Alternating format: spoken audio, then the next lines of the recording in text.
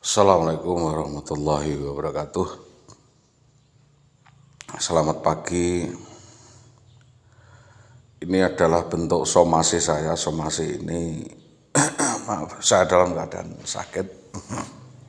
Somasi ini saya sampaikan kepada pihak terkait, yaitu yang terhormat Bapak Kapolresta Pati, Bapak Kasat Reskrim Polres Pati, Bapak Kapolsek Gabus, Bapak Kanit Reskrim Polsek Gabus, Bapak Kapolsek Tambak Romo, Bapak Kanit Reskrim Polsek Tambak Romo, dan Bapak Kapolsek Winong, Bapak Kanit Reskrim Polsek Winong. Berkaitan dengan kepentingan saya untuk melakukan klarifikasi atau kepentingan untuk gelar perkara berkaitan dengan kasus persekusi eksekusi yang saya alami dan penelantaran yang saya alami, juga penelantaran hak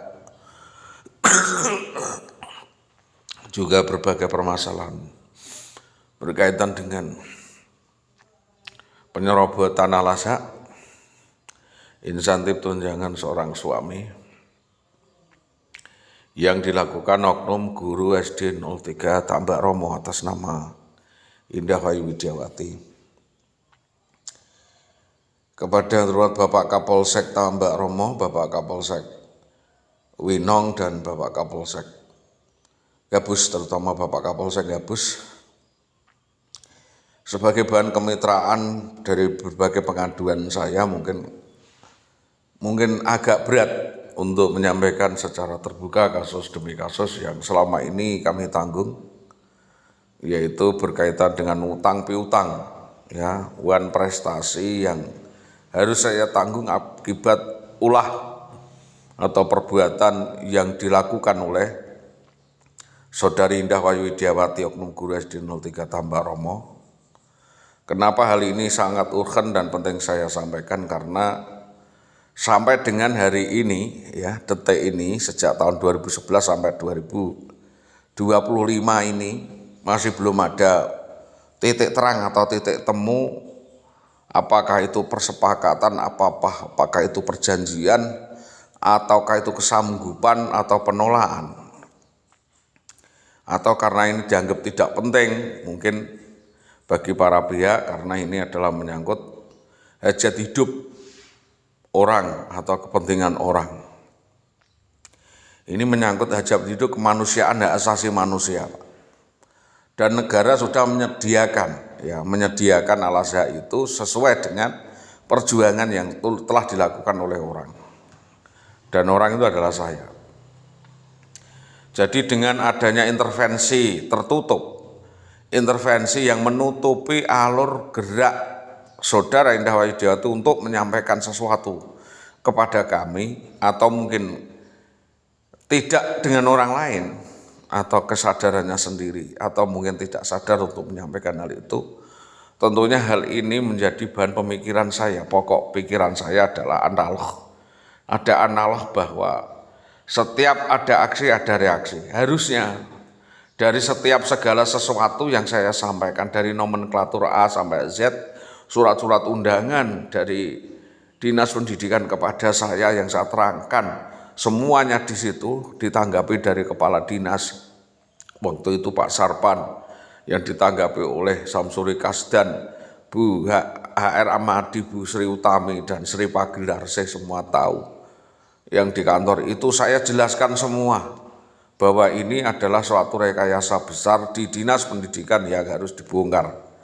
Jadi rekayasa tertutup. Mungkin sah-absahnya saya tidak tahu, tapi saya perlu sampaikan kepada Bapak Kepolisian bahwa di situ ada kejadian yang sangat menciderai keadilan, menciderai rasa kemanusiaan, yaitu aksi persekusi eksekusi yang mendahului, ya, sebelum kejadian perampokan itu terjadi. Jadi hal itu sudah dirancang sedemikian rupa oleh para pihak, mungkin entah itu dari dalam atau dari luar atau dari samping atau dari belakang, yang jelas kita tidak tahu. Tetapi yang melakukan adalah Indah Wayu Widiawati dan oknum anggota polisi atas nama Bribka Bambang Permati. Itu sudah fake, sudah final, sudah jelas. Dan yang lainnya juga sudah jelas. Nah sekarang sanksi kedinasan itu kan sudah terfokus kepada saudara Indah Wayu Widiawati. Kesulitannya di sini kenapa sampai sulit untuk menangkap, mengeksekusi saudara Indah Wayu Widiawati untuk mempertanggungjawabkan alas hak insentif tunjangan seorang suami, hak kemahalan, hak kesehatan dan hak lainnya, mengingat keadaan suaminya memang atau mantan suaminya seperti itu. Kalau sebagaimana diterangkan oleh saudara Jaryo, suaminya seperti itu, ya sudah, pertanggungjawabkan jadi saksi, ya jadi saksi kalau memang mau menerangkan suaminya seperti itu. Itu menguatkan bahwa kompensasi itu sebagai wan prestasi. Kompensasi itu harus ditunaikan dan dipenuhi oleh saudari Indah Wayu Widiawati dan Dinas Pendidikan Kabupaten Pati. Karena setiap statement mengandung konsekuensi. Jadi setiap konsekuensi itu mengandung tanggung jawab. Jadi setiap statement itu positif negatif mengandung konsekuensi. Konsekuensinya adalah tanggung jawab. Tanggung jawabnya itu membayar. Jika memang yang dinyatakan itu benar ataukah tidak benar. Benar ya harus membayar konsekuensi. Ya, mengatakan itu denda.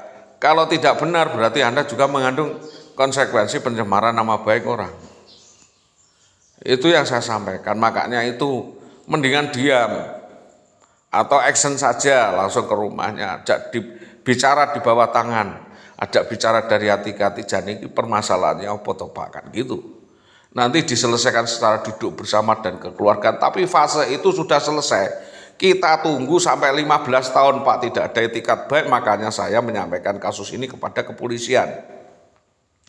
Lagi-lagi kepada kepolisian mencatat, dan catatan itulah yang harus disampaikan kepolisian sendiri kepada pihak terkait, yaitu kepada Dinas Pendidikan, Inspektorat BPKAD, kepada Kesbangpol, kepada ini. Tidak saya yang bentayangan Pak. Jadi one stop inline services, sekiranya memang di situ nanti ada perwasitan, ya, yang para pihak itu datang di Dinas Pendidikan atau ke kepolisian menjembatani, memfasilitasi atau mendengarkan, ya, tidak menghakimi tetapi menimbang bagaimana argumen yang sebelah, itu yang nanti titik temunya adalah persepakatan kesanggupannya seperti apa. Gitu loh. Kalau yang dulu-dulu kan udah selesai itu. Kalau itu merupakan kriminal atau tindak pidana kriminal mungkin udah selesai, atau memang sudah diproses hukum, kita tidak tahu, karena kita tetap aja memperbarui laporan itu, laporan demi laporan, yang seharusnya kasus ini segera mengerucut. Kasus ini harus segera diselesaikan, dan kepolisian harusnya lebih tegas dan lebih jeli untuk mencermati kasus ini, dan memberikan solusi, resolusi atau pandangan petunjuk akan diarahkan kemana. Yang jelas kalau saya tuntutannya adalah ini adalah rangkaian sebuah peristiwa, maka peristiwa inilah yang harus dituntut. Jadi yang dituntut adalah peristiwanya, maka orang yang berhubungan, yang berkaitan dengan peristiwa itu semuanya harus dipanggil semua, harus diproses hukum. Gimana perannya apa? Apakah dia arus utama, apakah dia otak, apakah dia pelaku, atau yang provokatornya, atau yang turut membantu memfasilitasi, atau rumahnya ditempati. Karena ini adalah suatu rangkaian tindak kriminal yang dilakukan Indah Wayu sejak tahun 2003 sudah kriminal Pak. Berganti-ganti pasangan, perselingkuhan, pencurian, penggelapan, penipuan, itu aja ngapusi bogo Pak. Dengan bogoh atau dengan dalih percintaan, pura-pura nangis, pura-pura ini, nanti mendapatkan talangan utang, setelah dapatkan talangan utang lupa diri. Itu terus, makanya itu saya menyerukan kepada kepolisian apakah ini masuk ke perkara pidana atau tidak. Kalau tanggung jawab saya tetap sudah saya ulurkan, saya sampaikan sampai jadi sarjana itu Pak. Sampai jadi PNS kan perjuangan saya, perjuangan keluarga saya. Semua orang kan tahu.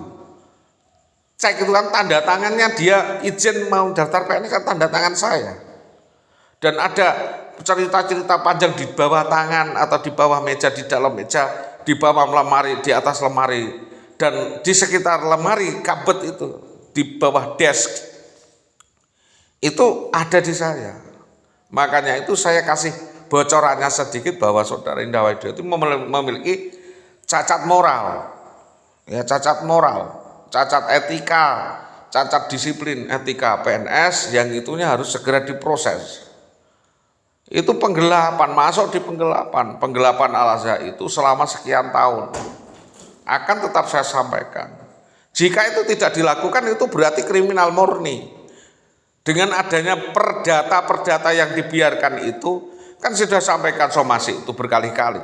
Berarti itu kriminal murni, sudah masuk kepada ranah pidana. Maka orang yang intervensi atau turut serta membantu kejahatan yang dilakukan Indah itu otomatis setelah melakukan suatu tindak pidana.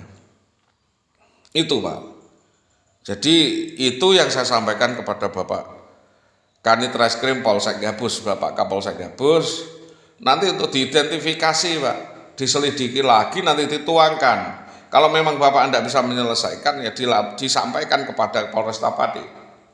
Nanti Polresta Pati lengkap sampaikan ke kejaksaan pengadilan ya untuk dan tembusan-tembusannya ke Inspektorat BPKAD sebagai pertimbangan bahwa oknum guru ini sudah bermasalah pidana. Kalau bermasalah pidana maka pengangkatan dia sebagai PNS dipertimbangkan dan menjadi bahan acuan bagaimana upaya resolusi atau penyelesaian yang harus dilakukan. Itu makanya tidak gampang Pak menjadi PNS itu. Dari perjuangan kiri karena tidak dia sendiri meligi seperti itu, kita kasih bahan sebelumnya. Kalau tidak nguras harta benda kami tidak kita bantu, tidak mungkin Pak. Ya intinya begitulah, kita tidak bisa membongkar semua aib, itu tidak bisa. Ini bukan aib, ini hanya sebuah langkah yang keliru. Ya, langkah yang keliru yang bisa dibenahi atau tidak itu tinggal kemauan yang bersangkutan. Jadi saya menyampaikan ke kepolisian ini sebagai catatan yang nanti kalau dipertanyakan oleh para pihak ini sudah tercatat, tinggal menyampaikan kepada para pihak, yaitu Dinas Pendidikan, Inspektorat maupun BPKAD. Itu yang dapat kami sampaikan sebagai bahan one stop inline services, just one stop inline services, satu meja untuk menyelesaikan semua perkara. Itu yang dapat kami sampaikan atas kerjasama yang baik dari Bapak Kapolsek Gabus. Saya sampaikan terima kasih. Karena apa Pak saya kok sampai? Karena apa? Ya wilayah cakupan yang memang paling netral memang di Gabus. Dan TKP kejadian pertama persekusi eksekusi itu di Gabus. Kalau nggak ada kejadian di Gabus itu mungkin tidak akan ada kejadian seperti ini kan begitu. Kita sampaikan di Polsek Pinang tidak kompetensinya katanya, nggak ada masalah apa-apa dengan saya. Kita sampaikan di Polsek Tambak Romo nggak ada masalah, nggak ada masalah di sana, kerjanya baik dan sebagainya. Makanya itulah saya sampaikan kasus ini kepada Polsek Gabus untuk mengakomodir, mengumpulkan data keterangan berkaitan dengan perempuan ini. Apakah ada kejahatan lainnya, fair jaring lainnya, dan melakukan kejahatan itu seperti yang saya terangkan itu kepada orang lain.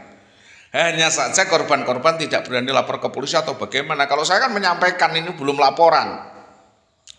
Ini menyampaikan uraian, keterangan bener enggak seperti itu loh. Ini belum laporan. Nanti kalau positif, oke, ada keterangan saya ini bener, kita laporan.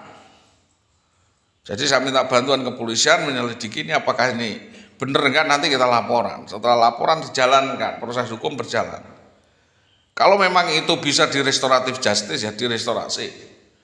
Kalau memang bisa membayar denda tanggungan yang dia lakukan terhadap ibu saya, kepada saudara saya, kepada yang lainnya, itu biar bayar utang dan prestasinya kepada saya mungkin bisa dimaafkan. Tapi kalau tidak, itu adalah suatu bentuk kriminalitas yang harus diproses secara hukum atau dua-duanya. Demikian apa yang dapat kami sampaikan kepada Bapak Kapolsek Gabus.